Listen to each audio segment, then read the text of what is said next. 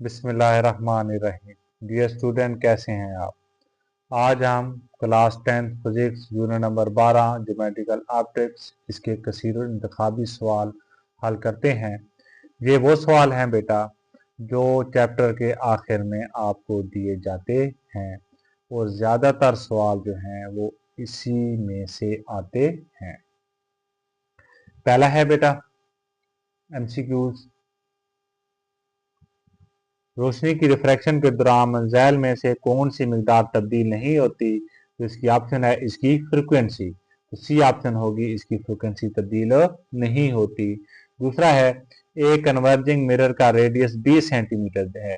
तो radius 20 centimetre दिया गया है। ये मिरर 30 सेंटीमीटर के फासले पर एक रियल इमेज बनाता है। तो क्यू आपको 30 सेंटीमीटर दिया गया है। जिस्म का फासला क्या होगा? पी हमने मालूम करना है। तो इस सवाल को पहले हल करते हैं। हल करने के बाद हम दुरुस्त जवाब का इंतखाब करेंगे।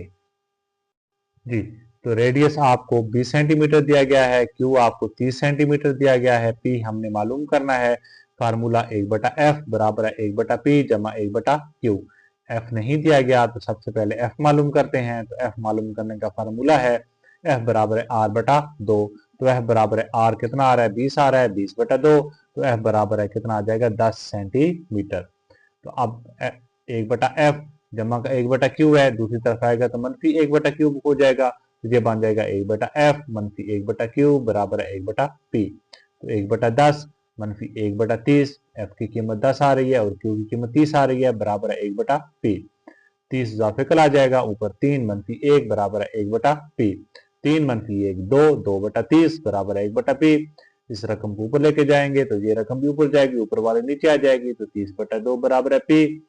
30 तकसीम 2, 15 बराबर है p। तो p बराबर है 15 सेंटीमीटर। तो आपका जवाब जो है वो 15 सेंटीमीटर है। लेकिन यहाँ पर जो ऑप्शन दिए गए हैं वो सारे मनफी के दिए गए हैं। इसका मतलब ये हुआ कि जो किताब में जो ये सवाल है इसके जो MCQs का जो कीमतें हैं ये गलत दी गई हैं, क्योंकि आपके पास जो जवाब आना चाहिए वो जमा का 15 सेंटीमीटर आना चाहिए और जहाँ मनफी 15 सेंटीमीटर है। क्योंकि देखिए कन्वर्जिंग मिरर है और कन्वर्जिंग मिरर में जो Q होता है या P होता है वो पॉजिटिव होता है। तो जो ऑप्शन आपकी सही होगी वो सी चूज होगी, लेकिन साथ हमने जमा लिख दिया कि जमा 15 सेंटीमीटर। इसके बाद है बेटा एक जिस्म कनकेव मिरर के सेंटर ऑफ कर्वेचर पर पड़ा है, मिरर से बनने वाली इमेज की पोजीशन क्या होगी? तो इसकी जो सही ऑप्शन होगी वो होगी सेंटर ऑफ कर्वेचर पर। सेंटर ऑफ कर्वेचर पर जो इमेज बनेगी वो सेंटर ऑफ कर्वेचर पर बनेगी। चौथा है बेटा एक जिस्म कन्वेक्स मिरर के सामने 14 सेंटीमीटर के फासले पर पड़ा है। तो जो P है वो 14 सेंटीमीटर है। इमेज मिरर के पीछे बन रही है 5.8 सेंटीमीटर पर। तो Q बराबर है 5.8 सेंटीमीटर, क्योंकि इमेज पीछे बन रही है तो साथ मनफी लिखेंगे। मिरर का फोकल लेंथ क्या होगा? तो है F हमने क्या करना है? मालूम करना है। तो सबसे पहले इसको हल करते हैं, हल करने के बाद ही आप जो आपका इंतखाब करेंगे। जी डियर स्टूडेंट, तो आपको P 14 सेंटीमीटर दिया गया है, Q बराबर है मनफी 5.8 सेंटीमीटर, F हमने मालूम करना है। तो 1/f बराबर है 1/p जमा 1/q। 1/f बराबर है 1/p की कीमत 14 आ रही है, 14 जमा 1/q की कीमत मनफी 5.8। तो 1/f बराबर है 1/14 जमा मनफी 1/5.8। 1/f बराबर है इजाफिकल क्या आ गया, इन दोनों को मल्टीप्लाई करेंगे तो इजाफिकल आ जाएगा। तो 14 ज़रा 5.8 जी, तो जहाँ आ जाएगा 5.8 मनफी 14। तो 1/f बराबर है मनफी 8.2 बटा 81। 14 ज़रा 5.8 को करेंगे तो 81.2 आ जाएगा। तो f बराबर आ जाएगा मनफी, अब देखिए इस रकम को ऊपर लेके जाते हैं तो ये रकम भी ऊपर जाएगी, ऊपर वाले नीचे आएगी। तो f बराबर है मनफी 81.2 ऊपर आ जाएगा, 8.2 नीचे आ जाएगा। तो 81.2 बटा 8.2। तो f बराबर कितना आ जाएगा? जब इसको हल करेंगे तो मनफी 9.9 सेंटीमीटर।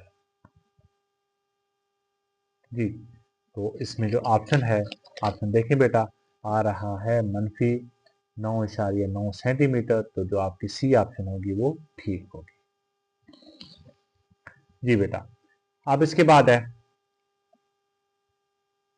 इंडेक्स ऑफ रिफ्रैक्शन का इन्हिसार किस पर होता है? तो ये बेटा होता है रोशनी की स्पीड पर, क्योंकि फार्मूले में जो है वो रोशनी ही आ रही होती है। फिर इसके बाद है बेटा कन्वेक्स लेंस स्क्रीन पर किस किस्म की इमेज बनाता है। तो देखिए कन्वेक्स लेंस, तो कन्वेक्स लेंस में जो इमेज बनती है वो रियल बनती है, और जो रियल इमेज होती है वो उल्टी भी होती है। तो उल्टी और रियल, तो पहली ऑप्शन होगी वो ठीक होगी। फिर इसके बाद है बेटा इंसानी कान का कन्वर्जिंग लेंस दूर के जिस्म की किस किस्म की इमेज बनाता है। कन्वर्जिंग लेंस, तो कन्वर्जिंग लेंस में हम बेटा हमेशा रियल बनेगी, और रियल कौन सी होती है, उल्टी होती है, और वो छोटी भी होती है। तो कौन सी ऑप्शन होगी वो दूसरी बी, वो दुरुस्त होगी, रियल, उल्टी और बहुत छोटी। फिर इसके बाद है बेटा कैमरा में जो इमेज बनती है वो होती है। तो कैमरा में वो जो इमेज बनती है वो बेटा रियल बनती है, उल्टी बनती है और बहुत छोटी बनती है। तो जो पहली ऑप्शन होगी वो दुरुस्त होगी। अगर गिलास से रोशनी की रे हवा की सतह से इस तरह टकराए कि इसका इंसिडेंट एंगल क्रिटिकल एंगल से बड़ा हो तो रे क्या होगी। तो रे बेटा सिर्फ रिफ्लेक्ट होगी, तो वो रिफ्लेक्ट वापस पीछे की तरफ मुड़ आएगी। तो जो बी ऑप्शन होगी वो ठीक होगी। फिर इसके बाद है बेटा रोशनी की रे जब पानी से हवा में दाखिल होती है तो इसका क्रिटिकल एंगल 48.8 है। इसका मतलब है कि रोशनी की तमाम रे जिसका एंगल ऑफ इंसिडेंट इस एंगल से बड़ा होगा वो मुकम्मल तौर पर रिफ्लेक्ट होंगी। तो जो बी ऑप्शन होगी वो ठीक होगी। तो इस तरह बेटा हमने चैप्टर नंबर 12 ज्योमेट्रिकल ऑप्टिक्स इसके न्यूमेरिकल जो हैं वो हल करके सॉरी कसीर इंतखाबी सवाल हल करके हमने उसके जो दुरुस्त जवाब हैं उनका इंतखाब किया है। जी बेटा, तो जो एमसीक्यूज के लिए एक टेबल है चैप्टर नंबर 3 का, चैप्टर नंबर 12 तीसरा चैप्टर ही बनता है, 49 सफ़े पे है। तो ये वाला टेबल आपने जो एमसीक्यूज के लिए वो उसकी कीमतें क्या करनी है, याद करनी है। तो ये इनमें से भी एमसीक्यूज आ जाते हैं, तो ये लाजमी आपने क्या करना है, याद करना है। जी बेटा, आप यूनिट नंबर 13 इसके एमसीक्यूज करते हैं, इसके कसीर इंतखाबी सवाल करते हैं। तो पहला जो इसका कसीर इंतखाबी है कि एक पॉजिटिव इलेक्ट्रिक चार्ज दूसरे पॉजिटिव चार्ज को कसी करता है। नहीं बेटा ये गलत है, क्योंकि पॉजिटिव पॉजिटिव को दफा करते हैं, पॉजिटिव चार्ज को दफा करता है। तो जो बी ऑप्शन होगी वो ठीक होगी। न्यूट्रल चार्ज को कसी करता है, क्योंकि न्यूट्रल चार्ज पर कोई चार्ज नहीं होता, वो उसका कोई भी असर नहीं होगा। न्यूट्रल चार्ज को दफा करता है, बी ऑप्शन भी ठीक नहीं होगी। तो जो बी ऑप्शन है वो आपकी दुरुस्त होगी। जी, इसके बाद है एक जिस्म को दूसरे जिस्म पर रगड़ने से इस पर बहुत ज़्यादा नेगेटिव चार्ज आ जाता है, क्योंकि दूसरा जिस्म है, क्योंकि दूसरा जिस्म जो होगा वो बेटा क्या होगा, सोचें ज़रा। तो दूसरा जिस्म क्या होगा, पॉजिटिव तौर पर चार्ज, क्योंकि दूसरा पॉजिटिव होगा तो इसलिए दूसरे पर क्या आएगा, नेगेटिव चार्ज आएगा। तो जो इसकी सी जो है वो ठीक होगी। अब देखिए बेटा तीसरा है दो गैर चार्ज शुदा अजसाम ए और बी को आपस में रगड़ा जाए। जब जिस्म बी को नेगेटिव तौर पर चार्ज किए गए जिस्म सी के करीब लाया जाए, मतलब ए और बी को आप रगड़ते हैं, ठीक है, तो बी पर कौन सा चार्ज आता है, नेगेटिव चार्ज आ जाता है। जी, बी को नेगेटिव तौर पर चार्ज किया, नहीं सॉरी, सी जो एक और है उस पर नेगेटिव चार्ज है, तो दोनों साम एक दूसरे को दफा करते हैं। तो इसका मतलब ये हुआ कि बी पर भी नेगेटिव चार्ज आ जाएगा और सी पर भी नेगेटिव चार्ज, वो एक दूसरे को दफा करेंगे। तो इस पर ऑटोमेटिकली कौन सा चार्ज होगा बेटा, पॉजिटिव होगा। मज़ाइल में से कौन सा जुमला जिस्म ए के बारे में दुरुस्त है। तो ये होगा कि पॉजिटिव तौर पर चार्ज हो जाता है, ए जिस्म क्या होगा, वो पॉजिटिव तौर पर चार्ज हो जाएगा। इसी तरह बेटा है जब आप एक प्लास्टिक की सलाख को अपने बालों में कई बार रगड़ने के बाद कागज़ के छोटे छोटे टुकड़ों के पास लेकर जाते हैं तो कागज़ के टुकड़े इसकी तरफ कशिश करते हैं। इस मुशाहिदा से आप क्या नतीजा निकालते हैं। तो इसमें क्या होगा, सलाख और कागज पर मुख्तलिफ किस्म का चार्ज है। तो जो आपकी ये वाली पहली ऑप्शन होगी वो दुरुस्त होगी कि सलाख और कागज पर मुख्तलिफ किस्म का चार्ज है, तो इसलिए वो दूसरे को क्या करते हैं, कशिश करते हैं। कूलम के कानून के मुताबिक अगर दो मुखालिफ चार्ज के दरमियान फासला को बढ़ा दिया जाए तो इनके दरमियान कशिश की फोर्स पर क्या असर पड़ेगा। तो जितना जितना बेटा फासला बढ़ाते जाएंगे तो जो फोर्स होती जाएगी वो कम होती जाएगी। तो जो दूसरी ऑप्शन है वो दुरुस्त होगी कि कूलम के कानून अगर दो मुखालिफ चार्ज के दरमियान फोर्स को बढ़ा दिया जाए तो इनके दरमियान कशिश की फोर्स पर क्या असर पड़ेगा, मतलब दरमियान फासला को बढ़ा दिया जाए तो इनके दरमियान कशिश की फोर्स पर क्या असर पड़ेगा। तो कशिश की फोर्स क्या हो जाएगी, वो कम हो जाएगी।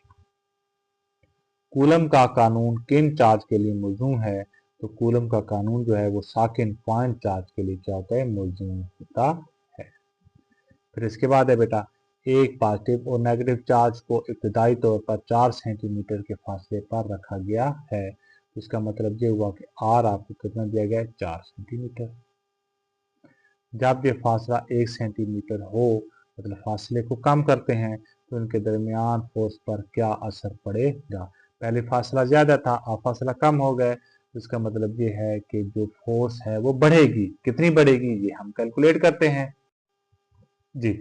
एफ बराबर है के Q1 Q2 बटा आर स्क्वायर। तो एफ बराबर है के Q1 Q2 बटा, पहले आर 4 दिया गया था, 4 का स्क्वायर, तो इसको F1 का नाम दे देते हैं। F1 बराबर है के Q1 Q2 बटा 4 का स्क्वायर 16। ये हो गया मसवात नंबर 1।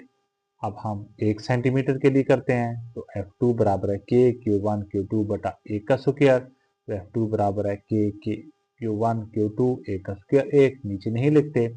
तो F1 क्या था, F1 बराबर है, अब देखें के Q1 Q2, के Q1 Q2 F2 के बराबर आ रहा है, तो यहाँ पर हम लिख दे देते हैं F2। तो F1 बराबर है F2 बटा 16, 16 इधर तकसीम हो रहा है, इधर आएगा तो ज़रब हो जाएगा। तो F2 जो होगी वो 16 गुना ज़्यादा हो जाएगी किसके, F1 के। तो इसकी जो ऑप्शन है, ऑप्शन डी कि पहले से 16 गुना ज्यादा होगी। फिर इसके बाद है बेटा अगला एमसीक्यू, एक 10 कूलम के चार्ज को एक जगह से ले जाने के लिए 5 जूल वर्क करना पड़ता है। तो चार्ज आपको दिया गया है वो 10 कूलम, वर्क आपने क्या करना है 5 जूल आपको दिया गया है। तो पोटेंशियल आपने मालूम करना है, तो फार्मूला है W बटा Q। तो ये आ जाएगा बराबर है W कितना आ रहा है 5 बटा 10। इसको हल करेंगे तो आ जाएगा 0.5 वोल्ट। तो इसकी जो ऑप्शन है, ऑप्शन अलिफ, ये वाली क्या होगी, वो दुरुस्त होगी। 0.5 वोल्ट ये आपका क्या होगा, जवाब होगा जी। अगला है बेटा, दो छोटे चार्ज स्फीयर को 2 मिलीमीटर के फासले पर रखा गया है। मज़ैल में से किस इंतखाब के लिए सबसे ज़्यादा कशिश की फोर्स होगी। ये बेटा एक क्यू है और ये 4 क्यू है, दोनों पॉजिटिव है, तो कशिश की फोर्स तो नहीं होगी, ये तो दफा की होगी। इन दोनों पर भी दफा की होगी क्योंकि एक जैसे चार्ज आ रहे हैं, ये भी एक जैसे चार्ज आ रहे हैं, दफा की फोर्स होगी। तो जो दाल जो होगी, जो डी जो होगी, ये मनफी का आ रहा है, ये जमा का आ रहा है, तो ये इस पर कशिश की फोर्स होगी। तो ये आपकी जो दाल ऑप्शन है, डी ऑप्शन है, वो दुरुस्त होगी।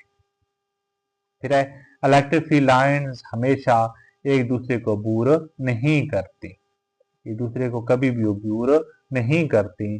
तो ये आपकी जो बी जो है वो ठीक होगी। फिर इसके बाद है बेटा, कैपेसिटेंस की तारीफ इस तरह की जाती है। तो हमारे पास फार्मूला है Q बराबर है CV। तो सी इधर ही पड़ा रहे, वी इधर ज़रब हो रहा है, इधर आएगा तो तकसीम, तो Q बटा V बराबर है C। तो जो बी ऑप्शन होगी वो यही आ रही है, Q बटा V। तो ये आपका ऑप्शन ठीक होगा। तो डियर स्टूडेंट, हमने आज इस लेक्चर में चैप्टर नंबर 12 और चैप्टर नंबर 13 के MCQs किए हैं। उम्मीद है आपको समझ आ गई होगी। अगर कहीं से समझ नहीं आई तो कमेंट सेक्शन में मुझसे पूछ सकते हैं।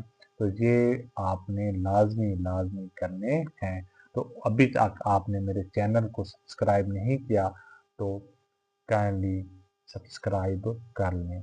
बहुत बहुत शुक्रिया।